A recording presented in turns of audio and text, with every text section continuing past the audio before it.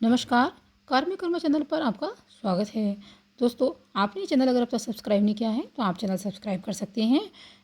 इस चैनल पर astrology, numerology और वास्तु संबंधी तथा व्रत और त्यौहार के सभी उपाय यहाँ बताए जाते हैं। आज हम दशा माता का व्रत, पूजा की सरल विधि और कथा बताएंगे। दशा माता का व्रत 17 मार्च 2023 शुक्रवार को रखा जाएगा। यह व्रत चैत्र माह के कृष्ण पक्ष की 10वीं तिथि को रखा जाता है। सुहागिन महिलाएं यह व्रत अपने घर की दशा सुधारने के लिए करती हैं। इस दिन महिलाएं पूजा और व्रत करके गले में एक खास डोरा, पूजा का धागा पहनती हैं ताकि परिवार में सुख समृद्धि, शांति, सौभाग्य और धन संपत्ति बनी रहे। ग्रंथों के अनुसार ये व्रत करने से सभी तरह की परेशानियों से बचा जा सकता है। दशा माता व्रत की सरल विधि और दशा माता की पौराणिक कथा क्या है ये देखेंगे। विधि: पूजा की सरल विधि। इस दिन कच्चे सूत का 10 तार का डोरा लें और उसमें 10 गांठें लगाते हैं और इसे लेकर पीपल की पूजा करते हैं। इस डोरे की पूजन के बाद में कथा सुनी जाती है। इसके बाद डोरे को गले में बांधा जाता है। इस दिन महिलाएं एक ही प्रकार का अन्न खाती हैं। भोजन में नमक नहीं होना चाहिए। विशेष रूप से अन्न में गेहूं का ही प्रयोग किया जाता है। दशा माता की पूजा पीपल के पेड़ की छांव में करना शुभ होता है। पीपल के आसपास पूजा का धागा भी बांधा जाता है। पीपल की पूजा से भगवान विष्णु की पूजा भी इस दिन हो जाती है। नियम: यदि यह व्रत एक बार रख लिया तो इसे जीवन भर रखना पड़ता है। इसका उद्यापन नहीं होता। इस व्रत को बीच में नहीं छोड़ सकते। ऐसा करना अशुभ होता है। यदि सेहत संबंधी समस्या या कोई और समस्या है तो उद्यापन करने के बाद ही इसे छोड़ा जाता है। इस व्रत में साफ सफाई का विशेष ध्यान रखते हैं। झाड़ू आदि खरीदने की परंपरा भी है। दशा माता का डोरा साल भर गले में पहना जाता है, लेकिन यदि दशा माता का डोरा साल भर नहीं पहन सकते तो बैसाख महीने के शुक्ल पक्ष में किसी भी अच्छे दिन खोलकर इसे रखा जाता है और उस दिन व्रत रखना चाहिए। दशा माता व्रत की पौराणिक कथा। दशा माता व्रत की प्रमाणिक कथा के अनुसार प्राचीन समय में राजा नल और दमयंती रानी सुखपूर्वक राज्य करते थे। उनके 2 पुत्र थे। उनके राज्य में प्रजा सुखी और संपन्न थी। एक दिन की बात है, उस दिन होली थी। एक ब्राह्मणी राजमहल में आई और रानी से कहने लगी, दशा का डोरा ले लो। बीच में दासी बोली, हाँ रानी साहिब, आज के दिन सभी सुहागिन महिलाएं दशा माता की पूजन और व्रत करती हैं तथा इस डोरे की पूजा करके गले में बांधती हैं, जिससे अपने घर में सुख समृद्धि आती है। अतः रानी ने ब्राह्मणी से डोरा ले लिया और विधि अनुसार पूजन करके गले में बांध लिया। कुछ दिनों बाद राजा नल ने दमयंती के गले में डोरा बंधा हुआ देखा। राजा ने पूछा, इतने सोने के गहने पहनने के बाद भी आपने ये डोरा क्यों पहना?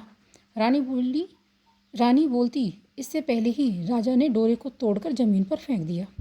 रानी ने उस डोरे को जमीन से उठा लिया और राजा से कहा, यह तो दशा माता का डोरा था, आपने उसका अपमान करके अच्छा नहीं किया। जब रात्रि में राजा सो रहे थे तब दशा माता स्वप्न में बुढ़िया के रूप में आई और राजा से कहा, हे राजा, तेरी अच्छी दशा जा रही है और बुरी दशा आ रही है। तूने मेरा अपमान करके अच्छा नहीं किया। ऐसा कहकर बुढ़िया दशा माता अंतर्ध्यान हो गई। अब जैसे तैसे दिन बीत गए। वैसे वैसे कुछ ही दिनों में राजा के ठाट बाट, हाथी घोड़े, लाभ लश्कर, धन धान्य, सुख शांति सब कुछ नष्ट होने लगा। अब तो भूखे मरने तक का समय आ गया। एक दिन राजा ने दमयंती से कहा, तुम अपने दोनों बच्चों को लेकर अपने मायके चली जाओ। रानी ने कहा, मैं आपको छोड़कर कहीं नहीं जाऊंगी।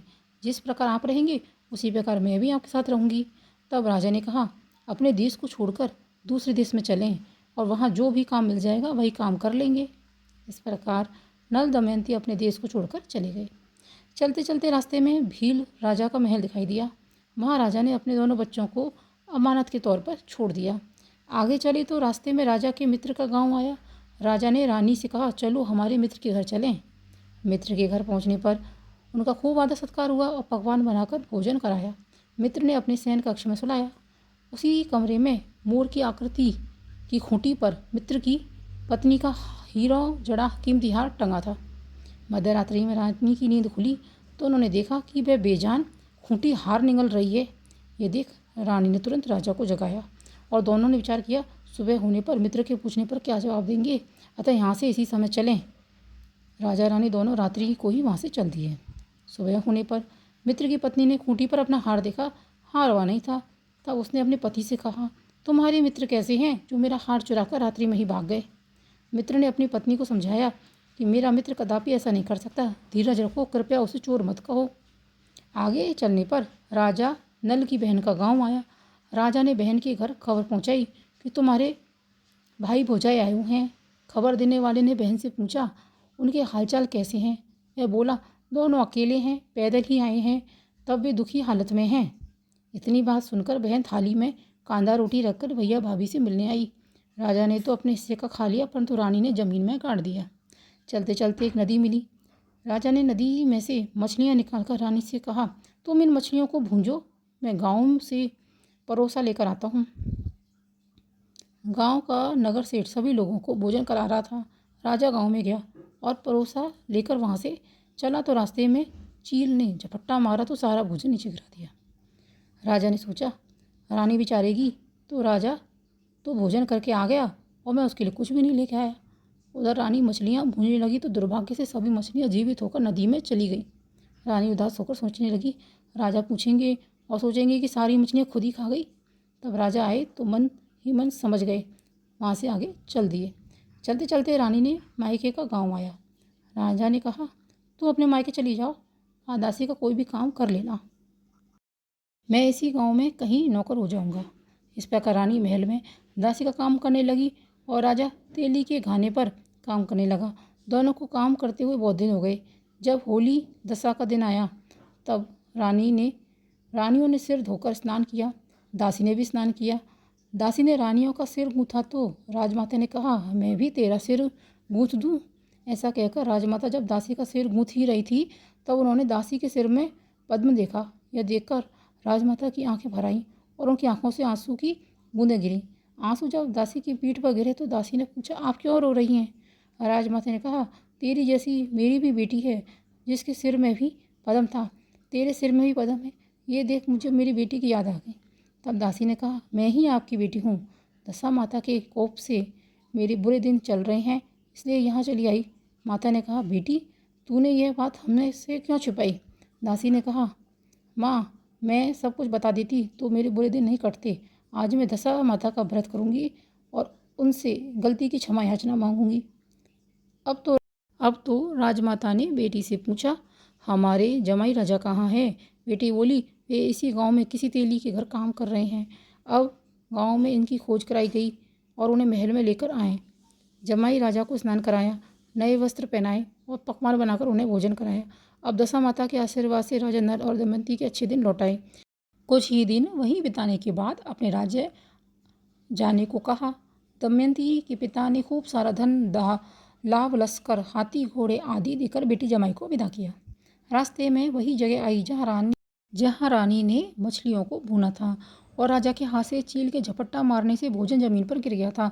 तब राजा ने कहा, तुमने सोचा होगा कि मैंने अकेले ही भोजन कर लिया होगा, परंतु चील ने झपट्टा मारकर गिरा दिया था। अब रानी ने कहा, आपने सोचा होगा कि मैंने मछलियाँ भूनकर अकेली ही खा ली, परंतु वे जीवित होकर नदी में चली गईं। चलते चलते अब राजा की बहन का गांव आया। राजा ने बहन के यहाँ खबर भेजी। खबर देने वाले से पूछा कि उनके हालचाल कैसे हैं। उसने बताया, वे बहुत अच्छी दशा में हैं, उनके साथ हाथी घोड़े लाम लश्कर हैं। यह सुनकर राजा की बहन मोतियों की थाल सजाकर लाई। तब दमयंती ने धरती पर माता से प्रार्थना की और कहा, आज माँ मेरी अमानत मुझे वापस दे दो। यह कहकर उस जगह को खोदा जहाँ कांदा रोटी गाड़ दिया था। खोदने पर रोटी तो सोने की और कांदा चांदी का हो गया। ये दोनों चीज़ें बहन की थाली में डाल दी और आगे चलने की तैयारी करने लगे। वहाँ से चलकर राजा अपने मित्र के घर पहुँचे। मित्र ने उनका पहले के समान ही खूब आदर सत्कार और सम्मान किया। रात्रि विश्राम के लिए उन्हें उसी शयन कक्ष में सुलाया। मोरनी वाली खूंटी के हार निगल जाने वाली बात से नींद नहीं आई। आधी रात के समय वही मोरनी वाली खूंटी हार उगलने लगी तो राजा ने अपने मित्र को जगाया। तब रानी ने मित्र की पत्नी को जाकर दिखाया, आप हार तो इसने निगल लिया था और आपने सोचा कि हार हमने चुराया है। दूसरे दिन प्रातःकाल नित्य कर्म से निपटकर वहाँ से चल दिए। वे भील राजा के यहाँ पहुँचे और अपने पुत्रों को मांगा तो भील राजा ने देने से मना कर दिया। गांव के लोगों ने उन बच्चों को वापस दिलाया। नल दमयंती अपने बच्चों को लेकर अपनी राजधानी के निकट पहुंचे तो नगरवासी ने लाभ लश्कर के साथ उन्हें आते देखा। सभी ने बहुत प्रसन्न होकर उनका स्वागत किया और गाजे बाजे के साथ उन्हें महल में पहुंचाया। राजा का पहले जैसे ठाठबाट हो गए। राजा नल दमयंती पर दशा माता ने पहले कोप किया, ऐसी किसी पर मत करना, बाद में जैसी कृपा करी वैसी सब पर करना। यह थी दोस्तों राजा नल और दमयंती की कथा, दशा माता की कथा। आपको मेरी ये जानकारी अच्छी लगी तो आप चैनल को प्लीज़ सब्सक्राइब अवश्य कर लें और वीडियो को लाइक शेयर करना बिल्कुल ना भूलें। धन्यवाद।